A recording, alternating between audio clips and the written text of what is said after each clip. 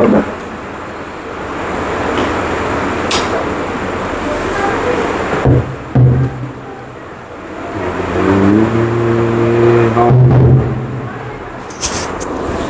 श्री गुरु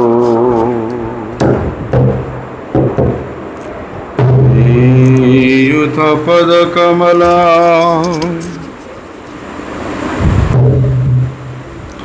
श्री गुरु वैष्णवांश्च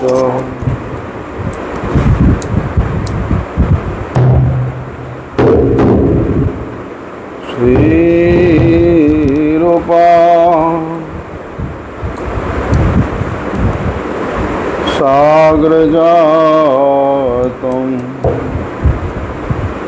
सहगण रघुनाथान्वितं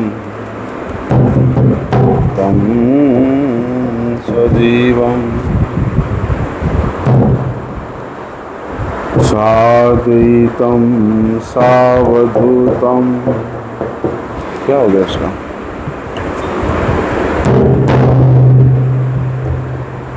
परिजन सहितं कृष्ण चैतन्य देवं श्री राधा कृष्ण पादा सहगण ललिता श्री विशाखान्वितांश्च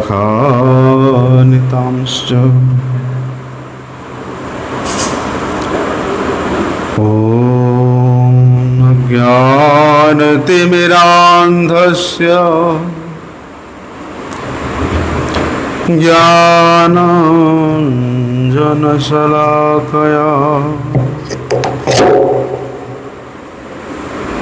चक्षुरुन्मीलितं येन तस्मै श्री गुरवे नमः। वाञ्छकल्पतरुर्भ्यश्च कृपा सिन्धुभ्यैव च पतितानं पावनेभ्यो वैष्णवेभ्यो नमो नमः। नमो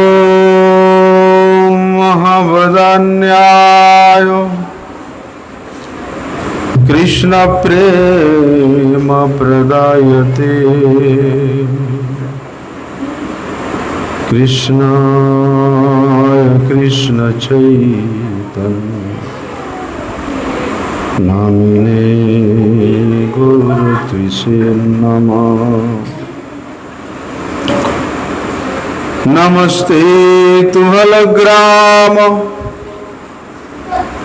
नमस्ते मुसलायुध नमस्ते रेवतीकांत नमस्ते भक्तवत्सल नमस्ते बलिनाम श्रेष्ठ नमस्ते धरणिधर प्रलंबार नमस्ते त्राहि मां कृष्ण पूर्वज भुजे सभ्य वेणुं शिरसि शिखि पिच्छां कटितटे गोकुलां नेत्रान्ति सहचरि कटाक्षं च विदधते सदा श्रीमद्वृन्दावन वसति लीला परिचयो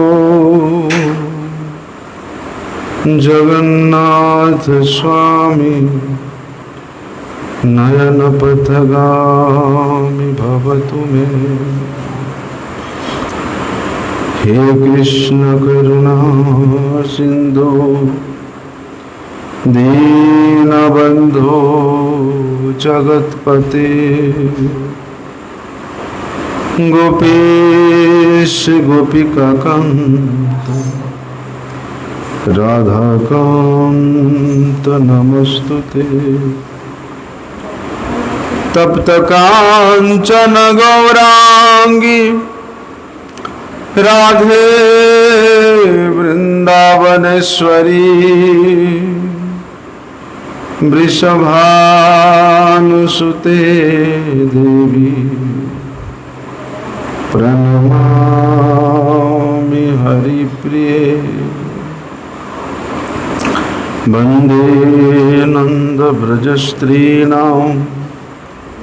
पादरेणुमवीक्ष्णस। यासां हरिर्कथोद्गीतं पुनाति भुवनत्रयम्। भक्त्या विहीनमपराधलक्ष्यै क्षिप्ताश्च कामादितरङ्गमध्ये। कृपामयी त्वां शरणं प्रपन्नं वृन्दे नमस्ते चरणारविन्दम्। पतित पावन परम करुणामय परम आराध्यतम श्रील गुरुदेव नित्य लीला प्रविष्ट विष्णुपाद परमहंस परिव्राजकाचार्य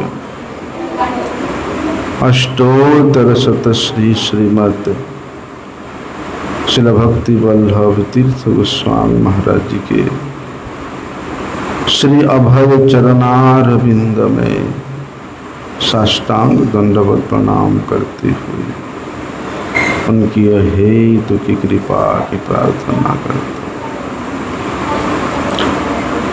परम आराध्यतम शिक्षा गुरुपाद पद्म नित्य लीला प्रविष्ट विष्णुपाद परमहंस श्री श्रीमद शिल भक्ति विज्ञान भारती गोस्वामी महाराज जी के पाद पद्म में साष्टांग दंडवत प्रणाम करते हुए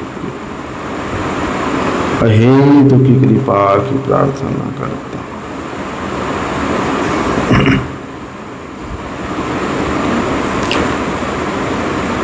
परम करुणा वरुणालय भक्तवांछा कल्पतरु भक्त वत्सल भगवान ब्रजेंद्र नंदन श्री कृष्ण चंद्र के अहेतु की कृपा से उन्हीं की ही वांग्मय स्वरूप श्रीमद् भागवत के आत्म सदृश दशम स्कंद के श्रवण करने का सौभाग्य हमें प्राप्त हो रहा है।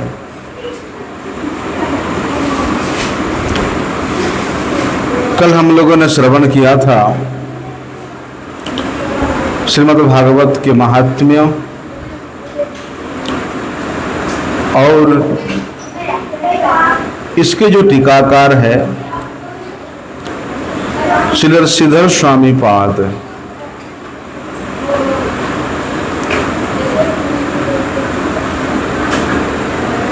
उनकी किस प्रकार से श्रीमद् भागवत के बच्चे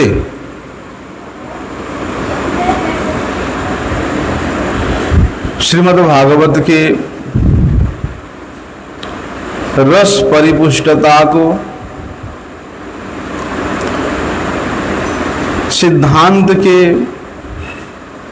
अग्रगण्यता को और लीला के परिपुष्टता को उन्होंने संक्षेप में टीका के माध्यम से किस प्रकार विस्तार किए हैं उसके भी कथोपकथन के अनुसार उसके प्राक कथन को हम लोगों ने श्रवण किया। क्योंकि सिद्धेश्वर स्वामी पाद जी का जो टीका है वो साक्षात भगवान श्री नृसिंह देव के कृपारूप है, उनके आशीर्वाद स्वरूप है। इसलिए श्री सिद्धेश्वर स्वामी पाद के उनका जीवन चरित्र को यदि हम लोग श्रवण करें तो ऐसे अनेक ऐतिह्य सदृश जनश्रुति भी देखने को मिलता है। क्यों? क्योंकि सिद्धेश्वर स्वामी पाद जी के जो टीका है, श्रीधरी टीका बोलते हैं, ये इतना व्यापक रूप से इसका प्रचार है, इतना अधिक इसका विशेषता है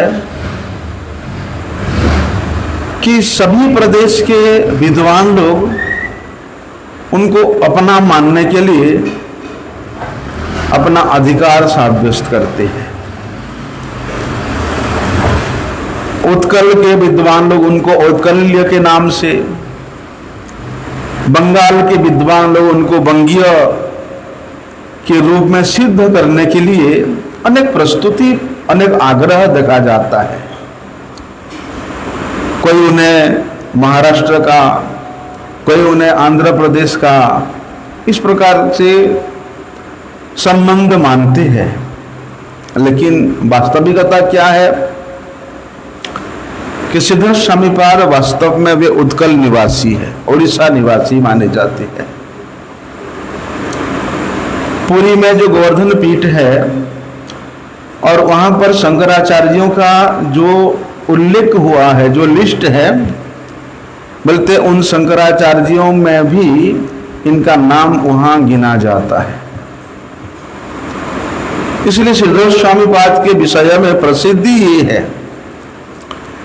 कि एक सरल साधारण ब्राह्मण परिवार से थे और बचपन से ही इनका माता और पिता का वियोग हो गया था, मातृ वियोग हो गया था। उसके बाद इनके पिता संन्यास ग्रहण करके वो चले गए थे। अनाथ अवस्था में भले ही थे, लेकिन परमानंद स्वामी नाम का एक सन्यासी इनके प्रति विशेष कृपा किया और उन्हीं के आग्रह से ही उनका काशी में आगमन हुआ। और काशी में जो बिंदु माधव मंदिर है उसके थोड़ी दूर पे मणिकर्णिका घाट के पास में बोलते नृसिंह भगवान का श्री मंदिर है और वहीं पर इन्होंने नृसिंह भगवान का सेवा अर्चना इत्यादि वे करते थे। इसलिए सिद्धेश्वर स्वामी पाद जी ने श्रीमद् भगवद गीता के जो सुबोधिनी टीका रचना किया है उसमें भी उन्होंने यही बात को उल्लेख किया है कि परमानंद पादाब्ज रजः श्रीधारिण अधुना श्रीधर स्वामी यतिना कृता गीता सबोधिनी, कि परमानंद स्वामी का ही विशेष अनुग्रह है, विशेष कृपा है, जिनके कारण उन्होंने बोलते हैं काशी में आगमन हुआ और वहां नृसिंह भगवान का आराधना करके उनकी कृपा प्राप्त हुआ और उनकी कृपा रूप उस संबल को लेकर के उन्होंने श्रीमद् भागवत के इस टीका का रचना किया, जो कि श्रीमद् भागवतीय भावार्थ दीपिका टीका के नाम से प्रसिद्ध है। ऐसा तो उनके इस टीका से मालूम पड़ता है कि सिद्धेश्वर स्वामी पाद जी के जो गुरु थे वो श्री परमानंद स्वामी ही थे और भगवान नृसिंह की इस प्रकार भक्तिमयी सेवा के फल स्वरूप श्री नृसिंह भगवान का उनको साक्षात्कार हुआ था और उन्हीं के अनुसार ही उन्होंने सभी प्रकार के विद्या में पारंगत होने के साथ साथ बोलते शास्त्रों के वास्तविकता को उन्होंने अपने हृदय में अनुभव किया, और वही अनुभव का साक्षात उदाहरण यही है कि ये श्रीमद् भागवत का ये भावार्थ दीपिका टीका है। इसलिए प्रसिद्धि तो इस प्रकार है कि श्रीमद् भागवत की जो टीका है इसको स्वयं भगवान बिंदु माधव ने हस्ताक्षरित किया, और सभी टीकाओं में इसको सर्वोत्तम के रूप में श्री बिंदु माधव भगवान ने ही इसको प्रस्तापित प्रमाणित किया था। इसलिए नाभादास जी ने अपनी भक्तमाल में भी श्रीधर स्वामी जी के इस विषय को उद्धृत करते हुए कहते हैं कि श्रीधर श्री भगवत में परम धर्म निर्णय कियो, तिनि कांड एकत्व सानी को अज्ञ बखानत है, और कर्मठ ज्ञानी एक ही अर्थ को अनर्थवानत है। श्रीधर स्वामी ये भागवत के जो परम धर्म है उसको निर्णय किया, किस प्रकार से बोलते हैं, टीका के माध्यम से। को अज्ञ बखानत है, कर्मठ ज्ञानी एक ही अर्थ, बोलते कर्म ज्ञान और अन्य अन्य प्रकार की साधनों को उन्होंने अनर्थ कर दिया, अर्थात उसके द्वारा या उस द्वितीय अभिनिवेश में स्थित साधकों के हृदय में कभी भी श्रीमद् भागवत के ये जो श्रीधरी टीका है वो अनुभूति प्राप्त होने वाला नहीं है। इसलिए परमहंस संहिता विदित टीका विस्तारयो षड शास्त्रानि अभिसंग वेद समंत ही विचारयो, परमानंद प्रसाद ते माधव सुकर सुधारी दियो, श्रीधर श्री भागवत में परम धर्म निर्णय कियो। श्री परमानंद स्वामी के शिष्यत्व को ग्रहण करके उन्हीं के प्रसाद से ही इन्होंने श्रीधर स्वामी पाद ने श्री भागवत के इस परम धर्म का उन्होंने निर्णय किया है। इसलिए इस प्रसंग में प्रियादास जी महाराज भी वर्णन करते हैं क्या कि भैया उस समय बड़े बड़े पंडित समाज थे, बड़े बड़े विद्वत समाज थे, लेकिन पंडित समाज बड़े बड़े भक्तराज जीते भागवत टीका करी आपस में रिझियो, भजो जो विचार काशीपुरी अविनाशी मांझे, सभा अनुसार सोई जोई लिखित लीजियो। उस समय काशी में भैया बड़े बड़े विद्वान थे, काशी में, और श्रीमद् भागवत की टीका करने में किसी का भी साहस नहीं हो रहा था, क्योंकि सब मायावादी। लेकिन ताको प्रमाण भगवान बिंदु माधव जी है, साधो यही बात धरी मंदिर में लीजियो। स्वयं भगवान बिंदु माधव इस बात की प्रमाण है कि उन्होंने श्रीधर स्वामी जी का हाथ को पकड़ करके मंदिर में ले गए, और वहां जाकर के धरे जब जाय प्रभु शुक्र बना दियो, कि वो सर्व ऊपर लो चल्यो मति धरिजियो। बोलते ही वही सिंह भगवान जो पहले शुक्र रूप धारण करके पृथ्वी का उद्धार किया था, बोलते उन्होंने ही अपने हस्त कमल श्रीधर स्वामी जी के ऊपर स्थापन करके इस श्रीमद् भागवत के वास्तविक भावार्थ को उनके हृदय में अनुभूति प्रदान कराया। तो इन महान महान विद्वानों के कथन के अनुसार ये प्रमाणित होता है कि श्रीधरी टीका जो है, श्रीधर स्वामी पाद जी का ये जो टीका है, बल्कि इसको यदि कोई व्यक्ति अपने जीवन में उतारता है या इसके आधार पर चलता है, बोलते हैं उसकी बुद्धि भगवान के चरणों की ओर विकसित होता है, और भगवान के चरणों की ओर जिसका बुद्ध विकसित प्रफुल्लित होता है, बोलते वहां आनंद के बिना और कुछ होता ही नहीं है। वे आनंद के समुद्र में वे गोता ही लगाता है, मग्न हो जाता है। इसलिए श्रीधर स्वामी पाद जी के चरित्र निर्णय में नाभादास जी ने और भी वर्णन किया है कि श्रीधर संग सायक धरनो, बोलते हैं साधक लोग विशेष रूप से श्रीधर स्वामी पाद जी के टीका को अनुसरण करते हुए उनके संग करना। इसलिए गोस्वामी गणों का संग, श्रेष्ठ श्रेष्ठ वैष्णव गणों का संग किस प्रकार से होता है? बोलते हैं उनके लेखनी को यदि हम लोग अपने जीवन में उतारते हैं, उनके टीकाओं को, उनके भावों को यदि हम लोग अपने जीवन में उतारते हैं, चाहे वो श्रवण के माध्यम से हो, चाहे वो पठन के माध्यम से हो, बोलते उसी से ही वास्तविक संग की प्राप्ति होती है। आप देखना, यदि किसी महाभागवत के जीवन को आप पढ़ते हो या श्रवण करते हो तो बार बार उनका उस जीवन चरित्र आपके स्मरण में आता रहता है। इसलिए जितना स्मरण होता है, बोलते उतना ही उत्कृष्ट संग की प्राप्ति होती है।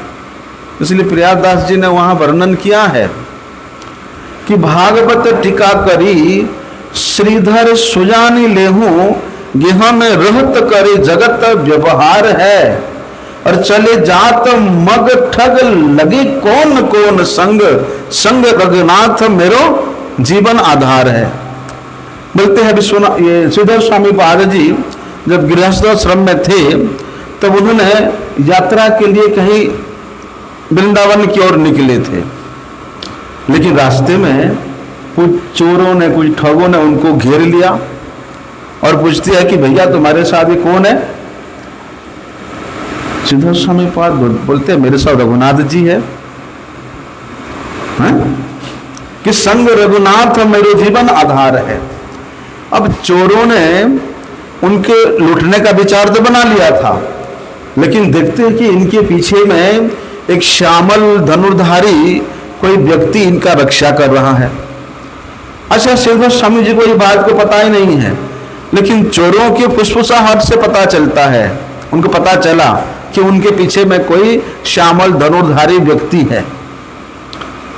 तब श्रीधर स्वामी जी को याद हुआ कि प्रभु ने ही मुझे इस मार्ग को दिखाया, प्रभु ने ही मुझे इस मार्ग को पार कराया, बस यही घटना था। उसके बाद उन्होंने अपने गृहस्थाश्रम को परिपूर्ण रूप से त्याग दिया। कि ऐसी प्रभु की कृपा कि वे संग संग चल रहे हैं, ऐसा। इसलिए श्री श्रीधर स्वामी जी के विष्णु पुराण में जो टीका किया है, उस टीका में चित शुकाचार्य नाम का एक संत का उल्लेख हुआ है, और ये चित शुकाचार्य इन्होंने श्री श्रीधर स्वामी जी के संबंधित उल्लेखों को आधार मान करके बताते हैं कि श्रीधर स्वामी पाद जी ये 1300 शताब्दी के पहले की है, परवर्ती समय की है। लेकिन श्रीधर स्वामी पाद जी ने स्वामी बोपदेव का नाम उल्लेख किया है, और बोपदेव का समय का निर्धारण 1300 शताब्दी का था, इसलिए अनुमानित इनका समय जो है 1300 से 1350 शताब्दी के अंदर में इन्होंने ये ग्रंथ की टीका का रचना किया भी था, और इस समय ये प्रकट भी थे। तो इसी ग्रंथ में वही श्रीधर स्वामी पाद जी की जो सरसतामय टीका है उसको हम लोग श्रवण करेंगे। साथ में श्री जीव गोस्वामी जी के श्री वैष्णव तोषणी टीका का भी इसमें प्रकाशन हुआ है। जीव गोस्वामी जी द्वारा ये जो टीका लिखा गया है, इसमें बोलते हैं ये महाराज बहुत अधिक रूप में पढ़ा गया है, बहुत अधिक इसका विस्तार हुआ है, बहुत अधिक इसका अनुसरण हुआ है, इसलिए इसको टिप्पणी भी कहते हैं। यहाँ 10वीं टिप्पणी के नाम से भी बहुत से विद्वान लोग वैष्णव तोषणी टीका का विवेचना करते हैं, लेकिन मूल रूप से ये जो वैष्णव तोषणी टीका है ये सनातन गोस्वामी जी के द्वारा ही लिखा गया था, लेकिन उसी को श्रीजीव गोस्वामी जी ने थोड़ा संक्षेप में किया, थोड़ा सा संशोधन किया, थोड़ा सा संक्षिप्तीकरण किया, थोड़ा सा उसमें परिवर्धन किया। इसलिए उन्होंने, क्योंकि ये तो उनके भतीजे थे, सनातन गोस्वामी जी के छोटे भाई अनुपम के पुत्र थे, इसलिए एक प्रकार से उनके भतीजे हैं और पौत्र होने के कारण शिष्य भी उनके हैं, रूप गोस्वामी जी का शिष्य है। हाँ, इसलिए ये पौत्र शिष्य जीव गोस्वामी जी ने बोलते बड़े ही ईमानदारी से इस वैष्णव तोषणी टीका का समाप्ति करके उन्होंने घोषणा किया कि श्रीमद् चैतन्य रूपस्य प्रीत्ये भगवतः कृता टिप्पणी दशम स्कंद पूर्णा वैष्णव तोषणी ये श्री भागवतम प्राप्य स्वप्ने प्रातः च जागारी स्वप्न दृष्टादेव विप्राट प्रथमे वयसी स्थिता ममज्जुः श्री भागवतः प्रेमामृत महाम्बुधो तेषाम एव हि लिखो अयम श्री सनातनम नामिनाम तद एतत् विधि विद्यापि किंचित अन्यत्र युक्षयाम अथो तदंग्रि जीवेन जीवेनेदम निवेद्यते। इससे हमको पता चलता है कि सनातन गोस्वामी जी को श्रीमद् भागवत की प्राप्ति ये बाल्यावस्था में हो गया था। स्वप्न दृष्टाद एव विप्रात प्रथमे वयसी स्थिता, स्वप्न में विप्र रूपधारी स्वयं भगवान चैतन्य देव बोलती है इनको श्रीमद् भागवत प्रदान किए थे स्वप्न में। और बोलते हैं तब से, जब से स्वप्न में इन सनातन गोस्वामी जी को श्रीमद् भागवत की प्राप्ति हुई, तभी से इन्होंने अपना संपूर्ण जीवन श्रीमद् भागवत के प्रेम की अमृत आस्वादन करने में ही मग्न रहे। और उन्हीं सनातन गोस्वामी ने बोलते इस वैष्णव तोषणी को रचना किया है। लेकिन जीव गोस्वामी जी ने वहां पर घोषणा किया है और कहा है उन्होंने कि वैष्णव तोषणी में बोलते हैं जो कुछ भी सनातन गोस्वामी जी ने वर्णन किया है उसी में केवल 4 चांद लगाने के लिए मैंने थोड़ा सा प्रयास किया है, क्योंकि सनातन गोस्वामी जी के चरणाश्रित ये जो जीव है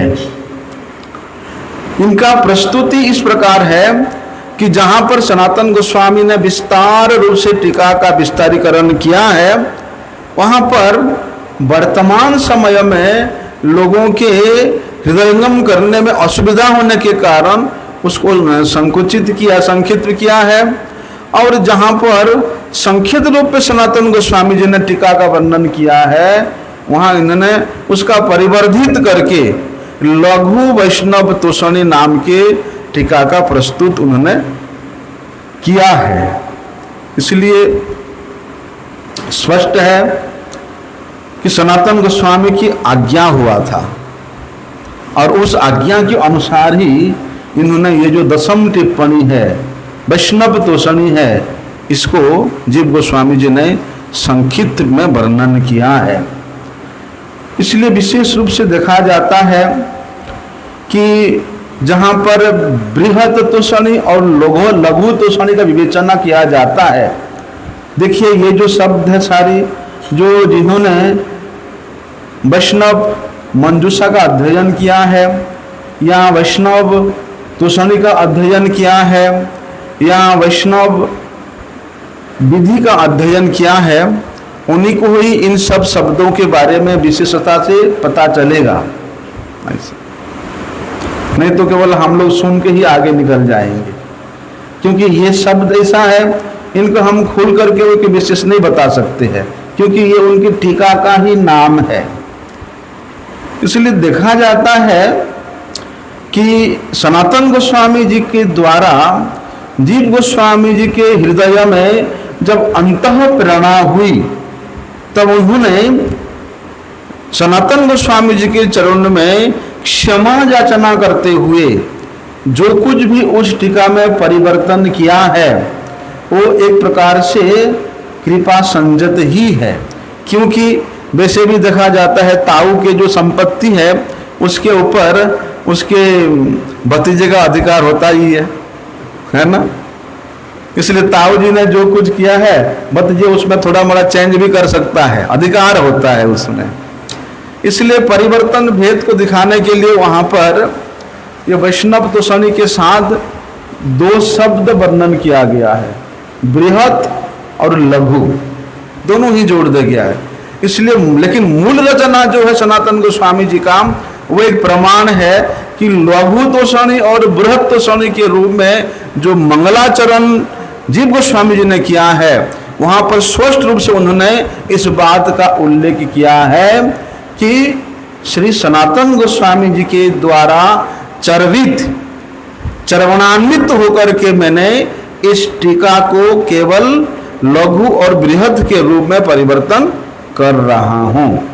तो वहां पर उन्होंने गोपाल भट्ट गोस्वामी और रघुनाथ दास गोस्वामी जी का नाम तो उल्लेख किया है, लेकिन रूप गोस्वामी, सनातन गोस्वामी या रघुनाथ भट्ट गोस्वामी वंदना नहीं किया है। क्यों नहीं किया? क्योंकि श्री जीव गोस्वामी जी ही यदि इस टीका के मूल लेखक होते तो उन्होंने सबसे कनिष्ठ है, सब गोस्वामी कनिष्ठ होने के कारण वे सभी गोस्वामियों का वंदना करना चाहिए, लेकिन सनातन गोस्वामी सबसे श्रेष्ठ है, रूप गोस्वामी जी के ज्येष्ठ भ्राता है, इसलिए उन्होंने उनका वंदना नहीं किया। तो इस बात से स्पष्ट होता है कि इसका जो टीका है इति विवृत्यम च तथ्य अनुजयी बरही श्री रूपम महाभागवते ही उज्ज्वल नीलमणि स्थायी भाव ही वारणा। ये प्रमाण है कि भैया सनातन गोस्वामी जी ने ही इस वैष्णव तोषणी टीका का रचना किया है। विशेषता क्या है वैष्णव तोषणी टीका का? बोलते हैं कि वेद, पुराण, उपनिषद, कोश, व्याकरण, तंत्र, उज्ज्वल नीलमणि जितने भी वैष्णव ग्रंथ है उन तमाम ग्रंथों से अनेक प्रमाण को एकत्रित करके उन्होंने इस टीका को रचना किया है। और विशेष रूप से उन्होंने हरिवंश पुराण और विष्णु पुराण के समानांतर जितना भी प्रकरण वहाँ पर वर्णन में दिया गया है उन सभी को उन्होंने इस टीका में उल्लेख किया है। तुलनात्मक अध्ययन के द्वारा पता चलता है कि शब्द संकोच में क्या है, शब्द कृपणता में क्या है, विधेय क्या है, अनुवाद क्या है, शब्द संज्ञा क्या है, इन सब से पता चलता है कि जीव गोस्वामी जी ने वहां पर तत् शब्द का, कहीं कहीं तत्कृता शब्द का, कहीं कि तद ज्ञातम शब्द का व्यवहार इसीलिए किया है कि तत् मतलब अपने से जो श्रेष्ठ है श्री सनातन गोस्वामी जी के रचित टीकाओं के आधार पर ही उन्होंने किया है, इसलिए तत् शब्द का बारंबार उन्होंने व्यवहार किया गया है। फिर भी दर्शन शास्त्र में इतना गहराई है कि महाराज भाव की गंभीरता है और सुखदेव गोस्वामी जी के हृदय का जो गंभीर भाव है और श्रीमद् भागवत में जितने भी भगवान के परिकर गण हुए, जितना भी लीला पात्र गण हुए, बल्कि उनके अंदर का क्या उनमें उन्मादना है, इन सभी को सामंजस्य बना करके टीका के पाठक हो चाहे टीका के लेखक हो इसको करते हैं, तब जाकर के इनके टीकाओं में प्रवेश प्राप्त होता है, प्रवेश होने का अधिकार मिलता है, अन्यथा नहीं। इसलिए चाहे लीला हो, चाहे व्यक्तित्व हो, चाहे भाव हो, चाहे तत्व हो, चाहे उसको सिद्धांत ही क्यों ना हो, इसको अनुभव कराने में ये जो टीका है वैष्णव तोषणी टीका है महाराज जी अतुल्य है। जिस प्रकार टीका अतुल्य है उसी प्रकार टीकाकार भी, उनका टीका रचना करने का जो शैली है परम अद्भुत है।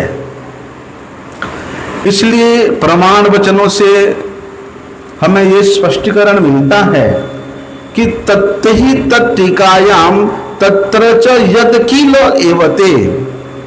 उन्होंने वर्णन किया है कि श्रीधर स्वामी पाद जी के टीका का जहाँ अनुसरण हुआ है वहाँ तत्ते ही तत्टीकायाम अनुसरे ही शब्द का प्रयोग हुआ है।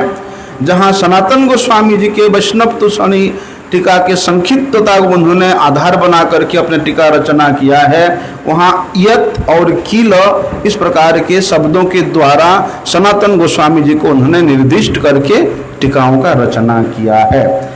इसलिए भाव ये है कि शास्त्र अनुमोदित प्रमाण के अनुसार जीव गोस्वामी जी ने ये जो वैष्णव तुषणी टीका का रचना किया, यदि इसको कोई साधक अपने जीवन के आधार बना करके श्रीमद् भागवत को श्रवण करने का, पठन करने का या उसको चिंतन करने का संपूर्ण रूप से आगे बढ़ता है, तो वास्तव में ही श्रीमद् भागवत की क्या भावार्थ है उसके हृदय में हृदयंगम होता है।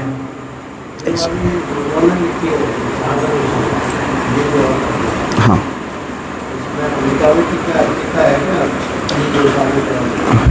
विशेष रूप से जीव गोस्वामी जी ने इसको लघु और बृहद के रूप में कहीं कहीं वर्णित किया है और कहीं कहीं संक्षिप्त किया है।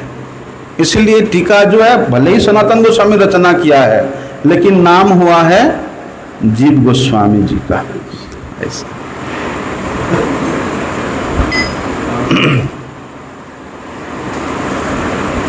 क्योंकि हमारे गुरुजी ने जीव गोस्वामी जी के बारे में वहाँ पर उन्होंने वर्णन किया है कि वैष्णव तुषणी में दिए गए जो विवरण है और जीव गोस्वामी जी का जो समय है वो प्रायशः 1568 से लेकर 1653 शताब्दी के मध्य का समय बताया गया है। तो इनके जो पूर्वज है ये कर्नाटक में रहते थे, भारद्वाज गोत्रीय चतुर्वेदीय ब्राह्मण में थे और बोलते हैं सर्वज्ञ जगतगुरु इनके पिता थे। इनके जो वंशीय भूपति थे उनके पुत्र हुए पद्मनाभ। अरे पद्मनाभ ने अपने दोनों पुत्र कुमार मुकुंद और कुमार देव को लेकर के इनको ये लेकर गौड़ देश में बंग में आ गए थे और वहाँ आकर के कुमार देव के 3 संतान हुए। सनातन जिनका बचपन का नाम था अमर, रूप जिनका बचपन का नाम था संतोष और वल्लभ जिनका बचपन का नाम था अनुपम। अमर, संतोष और अनुपम नाम हुआ था सनातन, रूप और वल्लभ। हाँ, बोलते इन अनुपम के तीनों में से जो छोटे भाई है अनुपम, वल्लभ, इनके ही पुत्र हुए श्री जीव गोस्वामी। इनका जन्म यहाँ बताया गुरुजी ने कि 1568 रामकली ग्राम में इनका जन्म हुआ था। बोलते हैं जब ये छोटे से बच्चे थे तभी से इनको प्रेम अवतारी भगवान श्रीमद् चैतन्य महाप्रभु जी का दर्शन हुआ था और तभी से ये प्रेम में पागल थे। अब बोलते 1571 में इन्होंने गौड़ देश की यात्रा किया। किस लिए? विद्या अध्ययन का जो केंद्र उस समय नवद्वीप था वहीं पर इन्होंने विद्या अध्ययन किया। बाद में उन्होंने काशी में जाकर के संस्कृत का अध्ययन किया था। तो नवद्वीप में जब इन्होंने थे उसी समय श्रीमन नित्यानंद प्रभु का दर्शन करने के लिए श्रीवास पंडित के घर में गए थे। तो नित्यानंद प्रभु ने अपनी जो चरण है श्री जीव गोस्वामी के मस्तक पर धारण कर दिया था, स्थापित किया था। और बोलते वहीं पर ही नित्यानंद प्रभु की आज्ञा से इन्होंने जीव गोस्वामी जी ने वृंदावन के लिए निकल पड़े थे। तो मार्ग में काशी पड़ता है, काशी में आकर के उन्होंने श्री मधुसूदन वाचस्पति से न्याय वेदांत ये सब का शिक्षा को ग्रहण किया और वृंदावन में पहुंच करके रूप गोस्वामी जो कि उनके पितृव्य है, उनके ताऊजी है, उनसे दीक्षा ग्रहण किया और श्री रूप सनातन के ग्रंथ को उन्होंने लेखन किया, संशोधन किया और विशेष रूप से रूप गोस्वामी सनातन गोस्वामी जी के ग्रंथों को प्रकाशन करने में, उनको लिखने में उन्होंने विशेष उनको सहायता किया है। इसलिए जिस प्रकार एक गुरु नहीं दो गुरु के विशेष कृपा का भाजन हुए इन्होंने, गुरु कृपा और पूर्व भाजन, पूर्ण भाजन होने के कारण बोलते जीव गोस्वामी जी का जो विद्वता है, प्रेम की जो पराकाष्ठता है वो ऐसे ही निखर गया था। इसलिए रूप गोस्वामी जी ने यहाँ वृंदावन में देखा, उन्होंने राधा दामोदर जी के स्वरूप को प्रकट किया और जीव गोस्वामी जी को उनके माथे पर पधराया कि भैया तुम इनका सेवा करो। नहीं? और रूप सनातन के बाद प्राय सभी वैष्णवगण, गौड़ीय गणों के जितने भी वैष्णव गण हुए, सभी ने श्री जीव गोस्वामी जी को शिक्षा गुरु के रूप में, गौड़ीय आचार्य के रूप में प्रतिष्ठित किया। ऐसा बाद में श्रीनिवास आचार्य जी, नरोत्तम दास ठाकुर श्यामानंदपुर वृंदावन में आए, इनको भी इन्होंने सेवा में लगा करके श्रीनिवास जी को आचार्य का उपाधि, नरोत्तम को ठाकुर का उपाधि और श्यामानंद प्रभु को ने कृष्णदास को श्यामानंद का उपाधि उन्होंने प्रदान किया था। ऐसा है।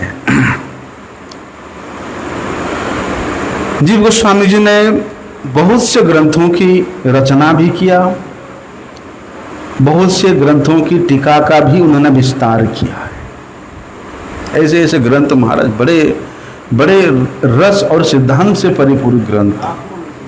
हाँ,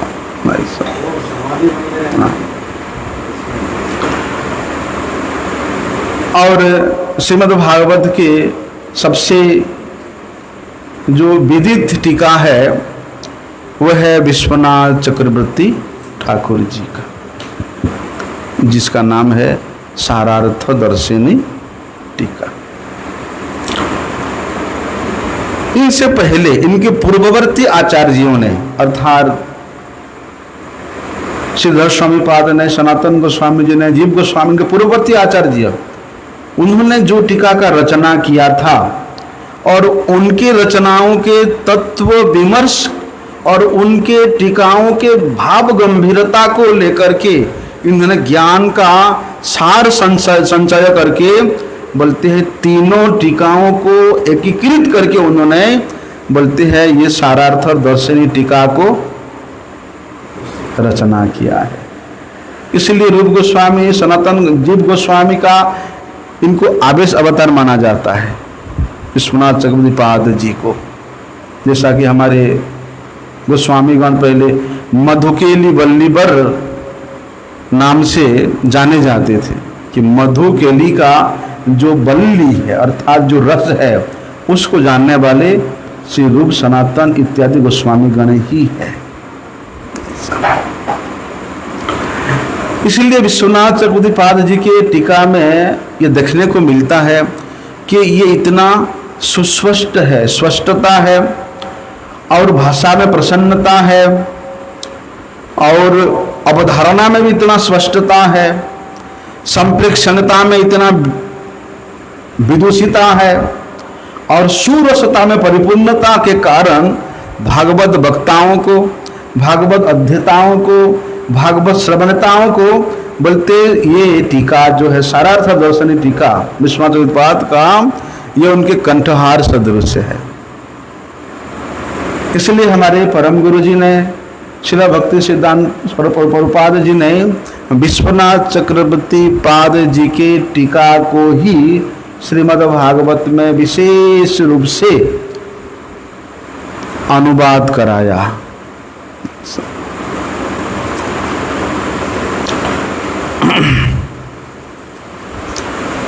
इसलिए विश्वनाथ चक्रवर्ती पाद जी ने जो टीका रचना किया, महाराज अनेक स्थलों पे इस प्रकार के संवाद का शैली है, विषय का उसका पराकाष्ठा है और उसमें भी इतना उपमा दिया गया, इतना रूपक प्रदान किया है, जहाँ प्रत्यक्षाओं का, अप्रत्यक्षाओं का, काव्यताओं का और बोलते हैं कि काव्य के विस्तारीकरण का इतना अधिक रूप से हुआ है, तो ऐसा लगता है इनके टीका को पढ़ने से मैं कोई टीका नहीं पढ़ रहा हूँ, मैं तो कोई काव्य का पाठ कर रहा हूँ, ऐसा लगता है।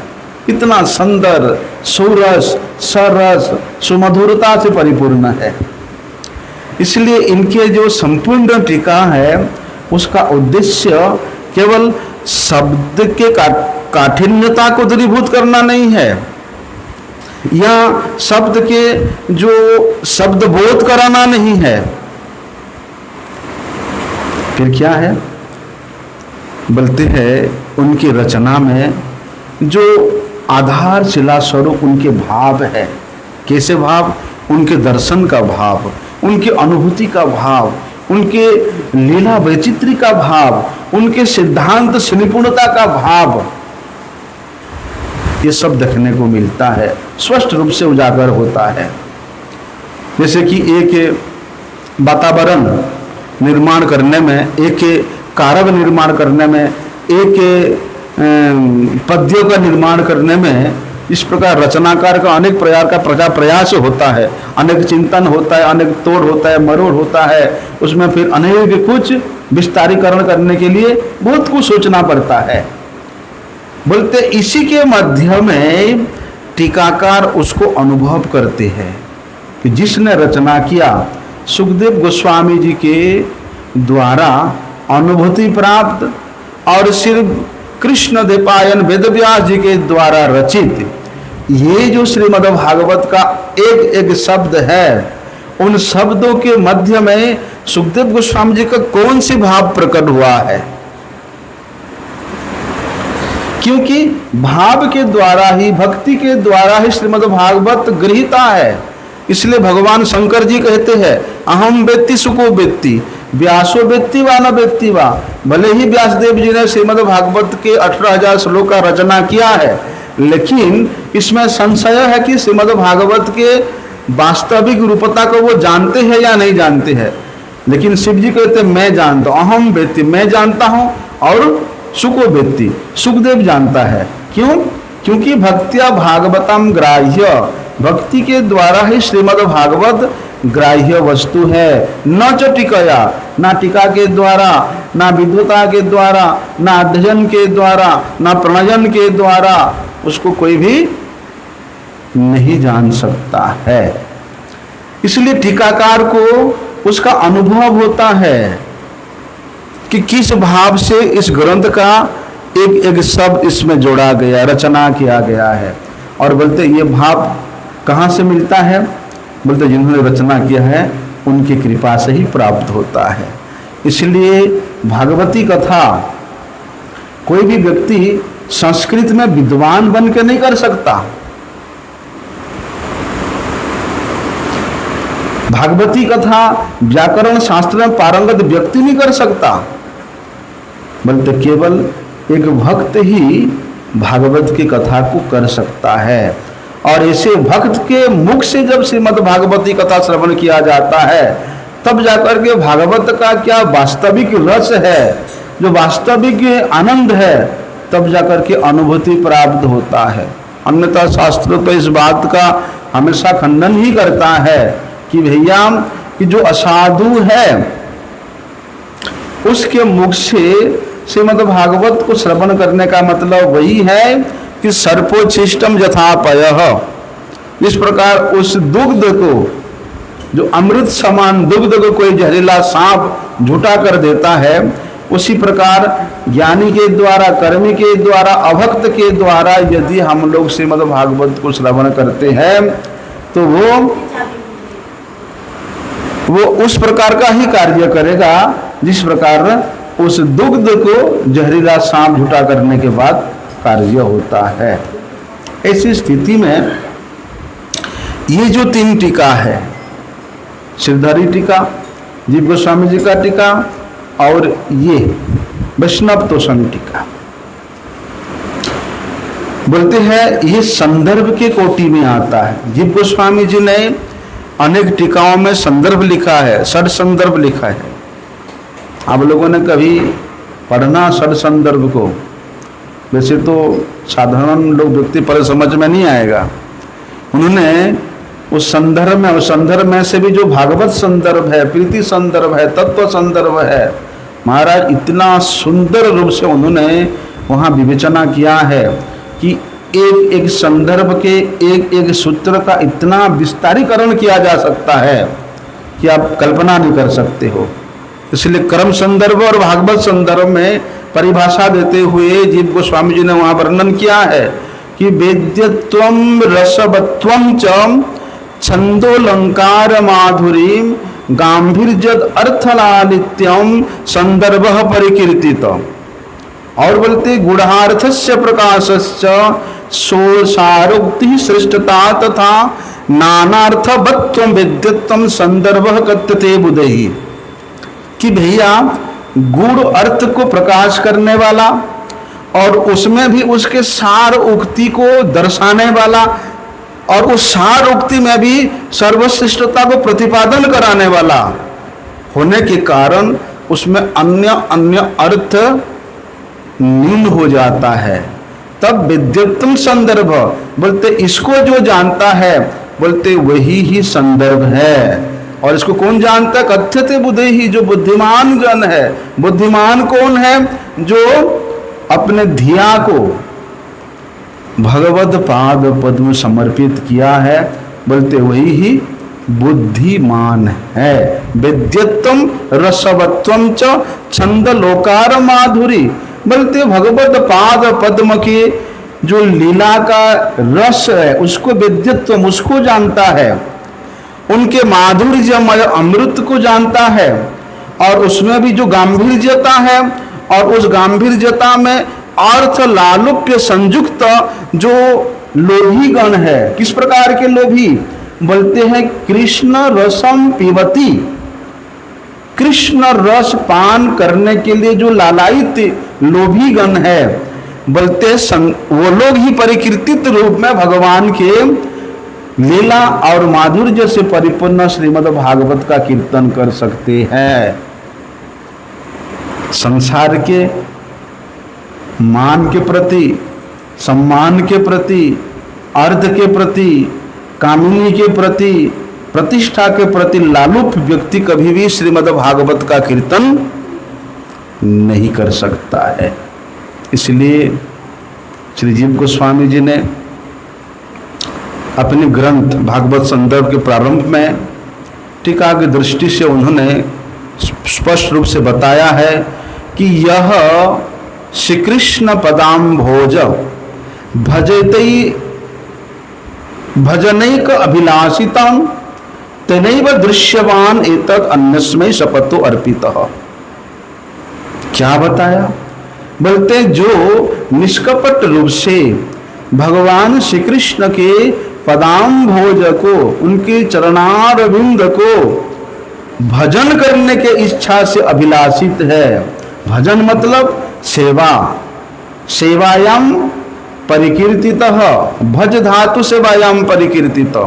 बोलते हैं निष्कपट रूप से अत्यंत सश्रद्ध हृदय से जो भगवान नंदनंदन श्री कृष्ण चंद्र के चरणारविंद का सेवन करने के लिए अभिलाषित है, तेनैव दृश्यताम एतत्। बोलते उस व्यक्ति के हृदय रूपी चक्षु में श्रीमद् भागवत के इस वास्तविकता का दर्शन होता है, अन्यथा नहीं। ये जीव गोस्वामी जी ने उस टीका के प्रारंभ में ही बता दिया। इसलिए चाहे तोषणी हो, चाहे दर्शिनी हो, चाहे वैष्णव निगमनी दर्शन ही क्यों ना हो, बोलते व्यक्ति के देश काल और परिस्थिति के परिप्रेक्ष्यता के अनुसार उसकी भाव की जो क्रिया है और उन क्रियाओं में जो लीला का उद्गम होता है उसको दर्शन करने में, कराने में तब जाकर के वो समर्थ होता है। इसलिए हमारे गोस्वामी गणों ने इन सब विचारों से धनी थे और उस धन को उन्होंने टीका के माध्यम से हमारे सम्मुख प्रस्तुत किया है। और बोलते बिना मूल्य में जितना लूटना है लूटो, कृपणता नहीं किया। लेकिन हम लोग उसको लेने में कृपणता करते हैं कि भैया हमारे पास समय नहीं है ये सब टीका को सुनने में, पढ़ने में। हम तो केवल मनोरंजन करने के लिए 7 दिन के अंदर में बस 7 प्रसंग सुन करके नृत्य गीत के माध्यम से सोचते हाँ हाँ हाँ बढ़िया भागवत कथा हुआ, बड़े आनंद आया। इसमें किसी प्रकार का कोई विशेष लाभ होने वाला नहीं है। इसलिए विश्वनाथ चक्रवर्ती पाद जी ने जो टीका का रचना किया, श्री सनातन गोस्वामी जी के अनुगत्य में जीव गोस्वामी जी ने जो टीका का रचना किया और विश्व विदित श्रीधर स्वामी पाद जी ने जो टीका का रचना किया, उसके आधार पर श्रीमद् भागवत को यदि हम लोग श्रवण करेंगे तब जाकर के समझ पाएंगे कि श्रीमद् भागवत में क्या रस है, क्या आनंद है। कल से श्रीमद् भागवत के 10वें स्कंद के प्रथम श्लोक से हम लोग इनकी टीकाओं को अनुसरण करते हम लोग श्रवण करेंगे। वांछा कल्पतरुभ्यश्च कृपा सिंधुभ्येव च पतितानां पावनेभ्यो